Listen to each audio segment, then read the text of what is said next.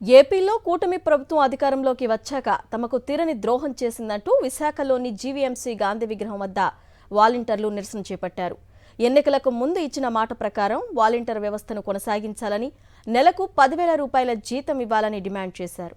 ఇచ్చిన మాటను నిలబెట్టుకోకుంటే అమరావతిలో సచివాలయాన్ని ముట్టడిస్తామని హెచ్చరించారు.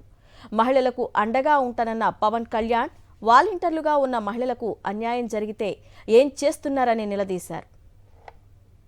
దీనిపై మరింత సమాచారాన్ని మా ప్రతినిధి నాయుడు అందిస్తారు. వాలంటీర్లకు ఎన్నికలకు ముందు చంద్రబాబు నాయుడు ఇచ్చిన మాట నిలబెట్టుకోవాలని, అలాగే 10,000 జీతం వాలంటీర్లకు ఇవ్వాలని, వాలంటీర్లకు ఉద్యోగ భద్రత కూడా కల్పించాలని డిమాండ్ చేస్తూ వాలంటీర్లు పెద్ద సంఖ్యలో జీవీఎంసీ గాంధీ విగ్రహం వద్ద నిరసన కార్యక్రమాన్ని చేపట్టారు. ఈ నిరసన కార్యక్రమానికి సంబంధించి మరిన్ని వివరాలు మనతో మాట్లాడడానికి వాలంటీర్ యూనియన్ నేత దీప్తి గారు ఉన్నారు. మేడం, చెప్పండి మేడం, ఎన్నికలకు ముందు ఒక మాట, ఎన్నికలు అయిన తర్వాత మరో మాట మాట్లాడుతున్నారు. దీన్ని ఏ విధంగా చూస్తారు? అందరికీ నమస్కారం అండి. నా పేరు దీప్తి, ఏపీ ప్రజాగ్రామ వార్డు వాలంటీర్ అసోసియేషన్ ప్రధాన కార్యదర్శిని, అలాగే స్టేట్ సిఐటిలో వర్కింగ్ ప్రెసిడెంట్ అండి. మేము 2019లో మేము వాలంటీర్లుగా వచ్చామండి. జగన్ గారు హామీ ఇచ్చినట్టు ఇంక ఎలక్షన్స్ అవ్వగానే ఈ వాలంటీర్ వ్యవస్థని ఎంతో చక్కగా 2,60,000 మందికి ఒకేసారి 5,000 అయితే అవ్వచ్చండి జీతం, నేను కాదను, కానీ ఒకేసారి ఇస్తానన్న హామీని నెరవేరుస్తూ వాలంటీర్ వ్యవస్థను తీసుకొచ్చారు. అటువంటి ప్రతిష్టాత్మకంగా తీసుకొచ్చిన వాలంటీర్ వ్యవస్థ ఈరోజు మనుగడ లేకుండా పోయింది.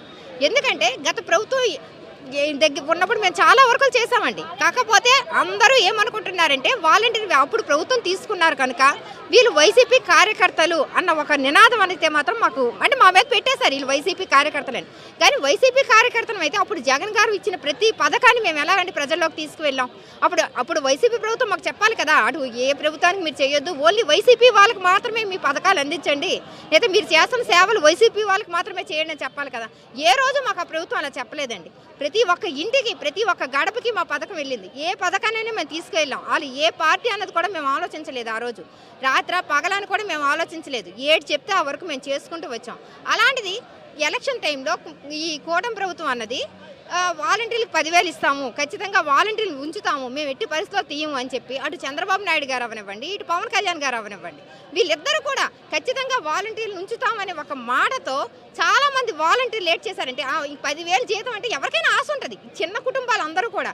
అటువంటి వాళ్ళు 10,000 జీతం అనేసరికి ఖచ్చితంగా ముందుకు వచ్చి ఓట్లు వేసిన వాళ్ళు చాలా మంది ఉన్నారండి. అటువంటిది ఈ రోజు వాలంటీర్ వ్యవస్థ మనుగడ లేకుండా చేస్తారండి. ఎన్నికలకు ముందు వాలంటీర్ల ఓట్ల కోసము వారికి జీతం 10,000 పెంచుతామని చెప్పి చంద్రబాబు నాయుడు కానీ పవన్ కళ్యాణ్ కానీ తమను మోసం చేశారని, ఇచ్చిన మాట నిలబెట్టుకోకపోతే విజయవాడలో సచివాలయాన్ని సైతం ముట్టడించడానికి తాము వెనకాడమని, ఆడపిల్లలకు అన్యాయం జరిగితే ముందుగా తానే ఉంటానని చెప్పిన పవన్ కళ్యాణ్ ఇప్పుడు ఏమైపోయారని చెప్పి వాలంటీర్లు ప్రశ్నిస్తున్నారు. కెమెరామెన్ అప్పలరాజుతో నాయుడు, విశాఖపట్నం. కూటమి నేతలు అమలు చేయనప్పుడు హామీలు ఎందుకు ఇచ్చారని ప్రశ్నిస్తున్నారు ప్రజలు. గత ప్రభుత్వంలో అమ్మఒడితో ఎంతో ప్రయోజనం కలిగిందని, తల్లికి వందనం పేరు చెప్పి మోసం చేశారన్నారు. కూటమి ప్రభుత్వంలో విద్య కంటే మద్యానికి ఎక్కువ ప్రాధాన్యం ఇస్తున్నారని మండిపడుతున్నారు.